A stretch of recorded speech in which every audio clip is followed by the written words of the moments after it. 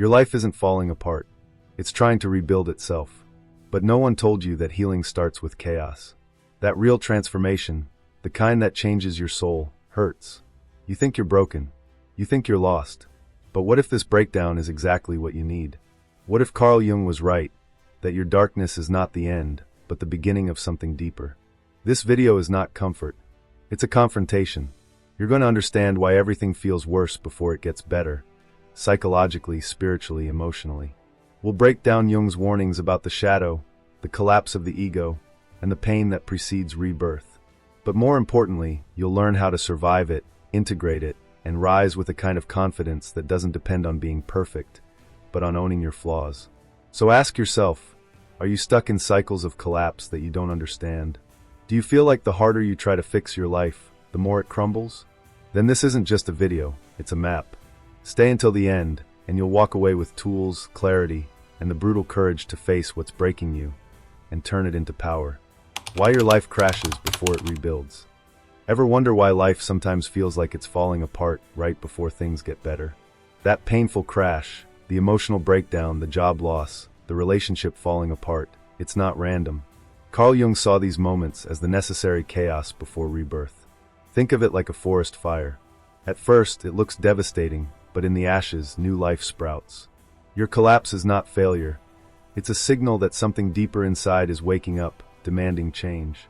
It's as if your old self is being dismantled to make way for a stronger, more authentic version of you. Most people freak out when things fall apart because society screams stability equals success. But what if the real success story begins in instability? When your world shakes, it's not because you're weak. It's because the foundations were rotten. Maybe you've been stuck in a job that drains you or trapped in a relationship that suffocates your spirit. The crash forces a confrontation with this truth. It's painful because it's honest. Jung warned us that this breakdown is a necessary purge before you can rebuild, but few are ready to embrace it willingly. Imagine a man in corporate America suddenly fired without warning. At first, panic floods in, bills, status, identity at risk. Yet, what if this moment becomes the turning point? Forced out of comfort, he's pushed to reevaluate his life, passions, and values. This painful clearing is brutal, but it strips away illusions. The crash is a doorway, not a dead end. It's the universe forcing you to face what you've been avoiding, your true self buried beneath expectations and fear. On the flip side, the crash often hits in relationships. Picture someone who's given everything to a partner only to be blindsided by a breakup. The pain feels like a personal defeat, but it's actually an invitation. Jung's idea of the self asks you to look inward. What parts of you were ignored or denied? What emotional debts are overdue? That shattering is the psyche's way of waking you up. It's brutal, yes, but also deeply necessary if you want to stop repeating toxic patterns. This breakdown phase isn't just external chaos, it's the internal collapse of identity. You might feel like you're losing yourself, but it's more accurate to say your old identity is dissolving. Jung taught that before rebirth, the ego must face its shadow and the unconscious parts of the mind it's refused to acknowledge. This dissolution feels like death, and that's terrifying. But it's exactly this death of the old that births a stronger, integrated self. So ask yourself, what parts of you are dying now, quietly demanding attention? The scary part? Most resist this process. They cling to what's familiar, even if it's toxic, because the unknown feels like a void. Yet, the void is fertile ground. Think of it as the dark womb where your new identity gestates. The crash shakes your world, because it's forcing you out of that comfortable numbness. The pain is the signal that your soul is ready for transformation, but are you listening, or are you running from it? How long will you stay trapped in this limbo before you let go? There's urgency here too. The longer you resist the collapse, the more you delay your growth. Some folks get stuck in this liminal space for years, cycling through crises without change. Jung's warning is clear. Breakdowns are not punishments, but invitations. Are you brave enough to answer? The crash might feel like the end, but it's the first line of your next chapter. The real question is, will you face the chaos or let it consume you? That brings us to a shadow lurking beneath all this pain, a silent enemy inside you, holding you hostage. Ready to uncover the invisible chains? Let's dive in. The invisible chains holding you hostage, Jung's shadow explained. Beneath every painful collapse lies an unseen force sabotaging your transformation.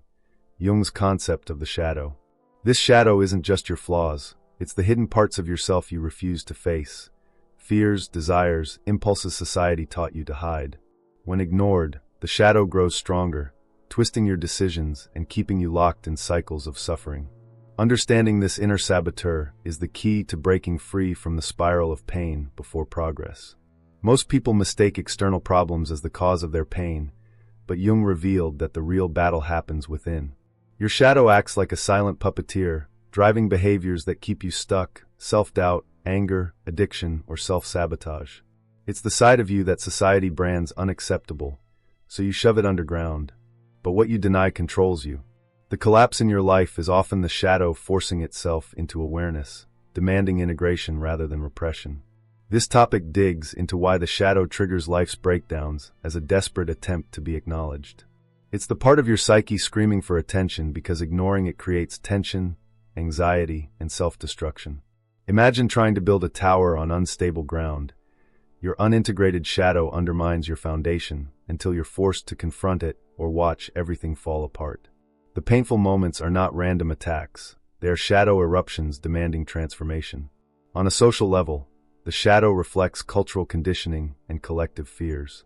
Society punishes authenticity, especially when it challenges norms or power structures.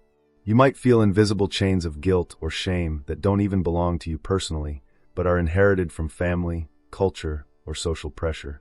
This external pressure makes it easier to ignore your inner shadow, but the cost is a fragmented, weak self that cracks under stress. Jung's psychology offers a path. By shining conscious light on the shadow through honest self-reflection, therapy, or journaling, you reclaim hidden energy and power. The shadow contains both destructive and creative forces. Integrating it turns inner enemies into allies. This integration is what initiates the reconstruction of identity after collapse, transforming pain into wisdom and resilience. It's the moment you stop being a victim of your own unconscious patterns. For many, this process triggers resistance and fear. Facing your shadow means confronting uncomfortable truths, dark impulses, suppressed desires, or past traumas. But it's the only way out of the cycle. Avoiding this confrontation prolongs the collapse phase and deepens despair. Jung's warning: you cannot rebuild what you refuse to see. Growth requires bravery to meet your darkest self without judgment, and only then can true healing begin. This chapter sets the stage for the radical shift in mindset you need next, learning how to stop fearing pain and start seeing it as your greatest teacher. Because the truth is, pain is not your enemy, ignorance is. How to flip the script, reframing pain as your ally. What if everything you believe about pain is wrong? What if pain is not your enemy, but the most honest ally you have? Carl Jung saw suffering not as a curse, but as a necessary signal, a wake-up call that your psyche is trying to repair itself. Yet, most of us react with fear, avoidance, or denial. Why? Because pain forces us to confront parts of ourselves we desperately want to hide. So the first step to flipping the script is to question everything you think you know about your own suffering. Pain disrupts your comfort, your routines, and the carefully constructed mask you wear. It exposes your weaknesses, your wounds, and your unresolved conflicts, the very things you've been taught to suppress or ignore. But these disruptions are not random. They are a direct communication from your unconscious, inviting you to awaken to a deeper reality. How many crises in your life have pushed you toward clarity or growth once you stopped resisting? What if every breakdown contained the blueprint for your breakthrough? Reframing pain means moving beyond victimhood. It's not about pretending everything is fine or stuffing your feelings into a box labeled strong. It's about embracing the raw, uncomfortable truth that pain is part of your evolution. Jung described this as the process of individuation, where you become whole by integrating the fractured and rejected pieces of yourself. This process is messy, confusing, and painful by design. Are you ready to stop fighting the very process that leads to your rebirth? The transformation begins when you stop asking, "Why me?" and start asking, "What is this pain trying to teach me?" Pain becomes a guide pointing to the parts of your identity that no longer serve you. It reveals false beliefs, toxic relationships, and illusions that bind your potential. In this light, pain becomes a tool, a brutally honest mentor that forces you to face your shadow and shed outdated versions of yourself. Can you trust pain enough to follow its lesson instead of fleeing from it? Psychologically, this shift rewires your brain's response to adversity. Instead of triggering shutdown or despair, pain activates curiosity and courage. This neuroplasticity is the key to breaking destructive cycles and creating new neural pathways that support resilience. But this rewiring requires conscious effort, mindfulness, self-reflection, and the willingness to sit with discomfort without distraction. How often do you allow yourself to fully experience pain instead of masking it with distractions or avoidance? Socially, reframing pain challenges cultural norms that glorify comfort, instant gratification, and avoidance of discomfort. Society conditions us to see suffering as failure, weakness, or something to be medicated away. But those who master the art of transforming pain gain access to a rare form of power, a silent strength that cannot be taken away. This power is the foundation of authentic influence, self-respect, and inner freedom. Will you conform to societal fear of pain, or rebel by embracing it as your secret weapon? The process of reframing pain also involves practical steps: journaling your emotions, naming your fears, and reflecting on recurring patterns. These actions help externalize internal chaos and bring unconscious conflicts to light. By documenting your journey through suffering, you create a roadmap for transformation. This disciplined practice trains your mind to recognize pain as a signal, not a stop sign. Are you prepared to commit to this uncomfortable but necessary work? Ultimately, flipping the script is an act of rebellion against the narrative that pain destroys you. Instead, it rebuilds you, stronger, wiser, and more aligned with your true self. It demands brutal honesty, fierce courage, and relentless persistence. But the reward is profound: freedom from victimhood, mastery over your inner world, and the ability to thrive no matter what life throws at you. The question remains: will you choose the easier path of avoidance, or the transformative path that only pain can reveal? The power of silent discipline, building inner strength amid chaos. Have you noticed how the world around you seems to spin faster when everything inside feels like it's falling apart? In moments of chaos, the noise, external and internal, can drown out your clarity. Carl Jung taught that real transformation demands an inner fortress, built not with loud declarations or frantic efforts, but through silent, disciplined resilience. But what does silent discipline truly mean in a world screaming for instant gratification and constant distraction? Can quiet strength be your most radical act of defiance? Silent discipline is the art of mastering your mind when everything conspires to break it. It's about cultivating routines and mental habits that anchor you in stormy seas, without needing external validation or applause. How often do you find yourself reacting impulsively, driven by emotional turbulence or social pressure? This lack of control isn't weakness, it's the absence of cultivated inner order. What if the secret to surviving and thriving in collapse lies precisely in this invisible power? Mindfulness is the cornerstone of this discipline, not just meditation as a trend, but a deep, persistent practice of observing your thoughts and feelings without judgment. When your life unravels, your mind races toward worst-case scenarios or numbing distractions. But mindfulness teaches you to sit with discomfort, to watch the chaos without being consumed by it. Could this be the most radical form of self-respect, choosing presence over panic, awareness over avoidance? Journaling, too, is a silent weapon in this battle for inner strength. By writing down your fears, doubts, and insights, you externalize the invisible war raging inside you. It's no longer a swirling storm, but a map to understand your psyche's terrain. How many times have you felt trapped in your thoughts, only to find relief when you gave them shape and voice on paper? This act of translating inner turmoil into words is a practice Jung would call engaging your unconscious creatively, transforming chaos into clarity. Setting boundaries is another pillar of silent discipline. In collapse, relationships and obligations can become draining vortexes, pulling you away from essential self-care and growth. Yet, society often shames those who say no or prioritize themselves. Why is protecting your time and energy seen as selfish, when it's actually necessary for survival and rebirth? What if mastering the art of boundary setting is the quiet revolution you need to reclaim your autonomy? Silent discipline demands patience, which modern culture despises. We crave quick fixes and overnight success, but true inner strength grows slowly, often invisibly.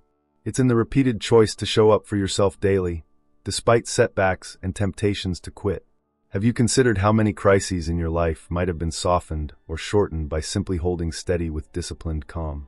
The world rewards noise and flash, but true power whispers and waits. This inner power also rewires your relationship with external chaos. Instead of being a victim of circumstances, you become a sovereign presence. You create a mental space where external storms don't dictate your state of being. Jung's individuation process is not about escaping reality, but mastering the alchemy of transforming it. Are you ready to claim this silent power that no one else can take from you, no matter how loud the world gets? Ultimately, the power of silent discipline is a radical refusal to be shattered by collapse. It's the practice of standing firm, not by force, but by cultivating a mental sanctuary where resilience is forged. This inner strength becomes the crucible for your transformation, a steady flame that outlasts every storm. So, in your darkest moments, will you rage against the chaos, or will you build the silent fortress that ensures you not only survive but emerge reborn? Why society wants you weak, and how to fight back. Look closely. Have you ever wondered why the moment you begin to rise, truly rise, resistance floods in from all sides? Not just from people, but from systems, norms, expectations. There's a quiet war waged on strength in modern life, a subtle engineering of fragility masked as comfort, convenience, and normalcy. Carl Jung warned us that individuation, the path to becoming whole, is not only painful but often punished by society. But why? Who benefits from your confusion, your disconnection, your exhaustion? Weak individuals are predictable. They consume more, question less, and pose no threat to the status quo. When you're spiritually numb and psychologically fragmented, you become manageable. Do you think it's an accident that our culture glorifies distraction, overstimulation, and endless performance while devaluing stillness, reflection, and inner depth? The more overwhelmed you are, the easier you are to control.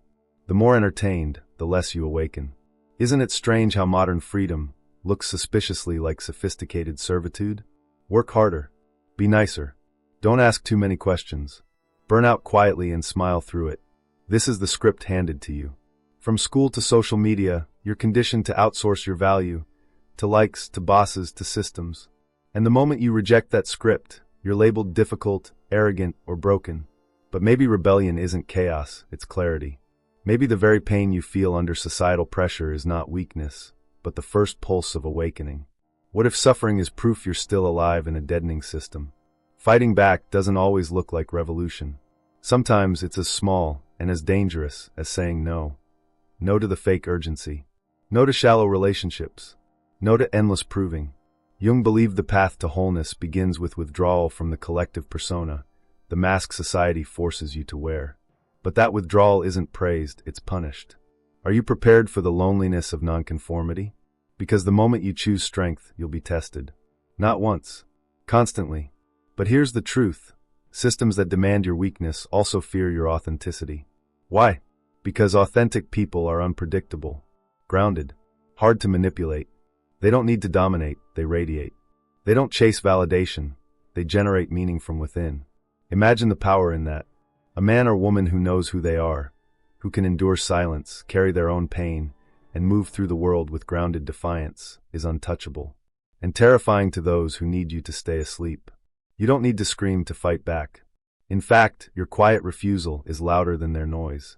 Build your life around values, not trends. Create, don't just consume. Seek depth over attention. Do you realize how radical it is today to be focused? To read deeply? To walk away from toxic people and dead-end jobs, not in anger but with calm certainty? Every time you choose consciousness over convenience, you reclaim territory that was stolen from your soul. This isn't about becoming a lone wolf or a martyr. It's about remembering that your pain, your breakdowns, your discontent, they were never personal defects. They were signs of life, signs that you're not fully domesticated. And now, with awareness, you can begin to restructure yourself from the inside out, not as society wants you to be, but as you truly are. That kind of clarity is dangerous. That kind of power doesn't scream. It stands. So the next time you feel crushed under modern life's weight, ask yourself, who profits from your disempowerment?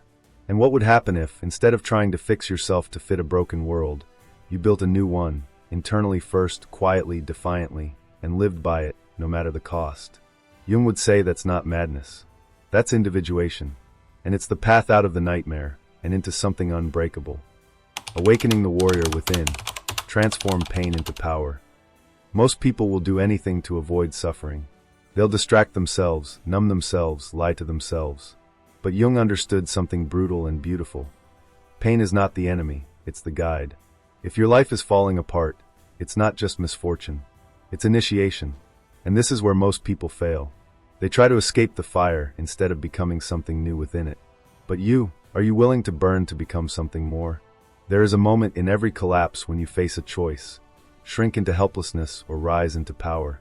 Not performative power, not ego games, but the kind of strength that's forged in silence, where no one is watching and everything hurts. That's where the warrior is born.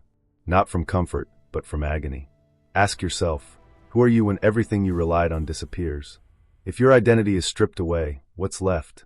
Carl Jung called it individuation, the process of becoming whole. But here's the catch. To become whole, you must first meet the parts of yourself you were taught to avoid. Rage, shame, desire, fear. And instead of repressing them, you integrate them. That's not weakness. That's alchemy. You stop outsourcing your power to approval, status, or success. And you start owning your own darkness. Not to be consumed by it, but to use it.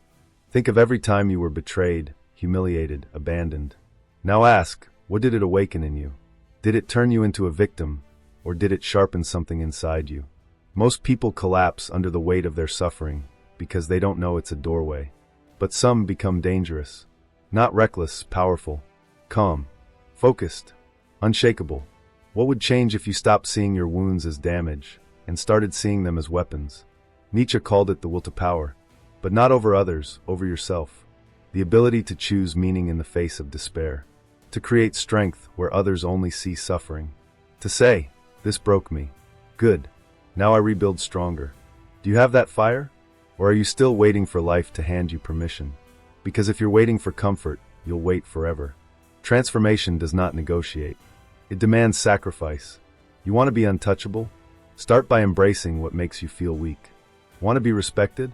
Learn to stand alone in your lowest moment. There is no shortcut. No hack. Only the brutal work of meeting yourself fully, then choosing to act from power, not fear. Pain doesn't go away when you ignore it. It festers. But when you face it, integrate it, and use it, you become unstoppable. And no one can take that from you. This is the true warrior, not someone who fights the world, but someone who masters their inner chaos. Someone who doesn't collapse under pressure, but channels it into clarity. Someone who doesn't beg for peace, but creates it within. You don't need to be perfect. You need to be aware. You need to be willing. And above all, you need to stop playing small just because the world told you that your power is dangerous.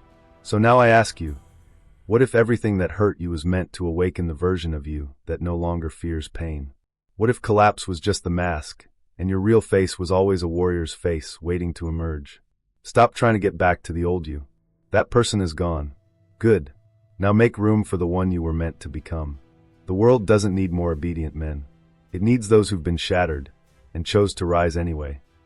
The daily rituals that sustain your reborn self. So you've survived the collapse. You've faced your demons, bled in silence, and emerged rebuilt.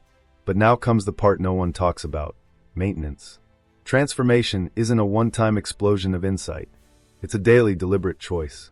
And if you don't anchor it in ritual, you will regress. Why? Because your old self is patient. It waits in the shadows, whispering, "Wasn't it easier before?" So, what are you doing today to silence that voice? Carl Jung didn't believe in change without integration. Awareness alone isn't enough. You must embody your new identity through consistent, often boring repetition. Want clarity? Start with discipline. Not grand gestures, but simple, daily checkpoints that make your new mindset real. 10 minutes of silence. 5 minutes of brutal honesty. A single boundary held. Small hinges swing big doors. But if you skip them, the rot returns. Slowly, quietly, unseen, until it's too late. Most people crave dramatic transformation, but reject ritual. They want the phoenix, but hate the ashes. And yet, your nervous system, your psyche, your identity, they're held together by rhythm. Chaos creates change, but only structure sustains it. Are you tracking your thoughts? Challenging your assumptions? Or are you letting your environment reprogram you back into the person you fought so hard to outgrow? Healing without habits is just spiritual tourism. Here's a bitter truth: the world won't adapt to your growth. Your toxic friends won't clap when you set boundaries. Your job won't reward your authenticity. And your family might still see the old you. So what keeps you grounded? Ritual. A time to remember who you are becoming. Journaling isn't just writing. It's confrontation. Meditation isn't just peace. It's resistance. Self-inquiry isn't cute. It's war. Because without them, you forget. Ever notice how quickly we drift? One bad week, one old coping mechanism, one casual compromise, and suddenly you're back in that identity you swore you buried. The rituals aren't for when things are good. They're for when everything's at risk. You don't brush your teeth because they're dirty. You do it so they don't get that way. Why treat your mind any differently? Why act like mental hygiene is optional? Let's get specific. Start your day with a question that destabilizes comfort. What am I avoiding today? End it with one that strips delusion. Did I act in alignment or in fear? Choose your inputs like your life depends on it, because it does. Audit your relationships, your media, your self-talk. Not once. Constantly. Growth isn't protected by intention. It's guarded by ritual. Otherwise, comfort will devour your evolution. Jung warned that the unconscious doesn't disappear after illumination. It fights back harder. The parts of you that feel safest in dysfunction will whisper lies dressed as nostalgia. You've done enough. You deserve a break. This is too hard. And if you don't have rituals, you'll listen. But if you do, you'll remember. You'll remember who you became in the fire. And you'll protect it like your life depends on it. Because it does. So ask yourself, what are the sacred actions that keep you aligned when the world tries to drag you back? And why aren't they non-negotiable yet? Growth doesn't end with awakening. That's just the prologue. The real story, the one where you stay powerful, conscious, untouchable, that one is written in the quiet, invisible, consistent acts no one applauds. Are you disciplined enough to become who you said you would be? Everything you've been running from, your pain, your failures, your darkest thoughts, those were never the enemy. They were the invitation. Each breakdown, each collapse, was life stripping away the illusions you built to survive, so that you could finally live. You weren't meant to stay stuck in survival mode. The question is, will you keep numbing the symptoms, or will you face the cause? Now you know what's behind the chaos, the shadow, the false identity, the quiet war against your own potential. You've seen how society benefits from your weakness, and how to reclaim your strength through silence, resilience, and radical self-honesty. But knowing isn't enough. Will you stay asleep in comfort, or wake up in discomfort, and transform? This is your turning point. Subscribe if you're ready to stop running and start rebuilding. Turn on notifications so you don't miss the next step in this journey. And comment below, I'm breaking free. Not for me, but for you. Because the next video is about how to create a presence so powerful that you intimidate without saying a word. That's the power that waits on the other side of this pain.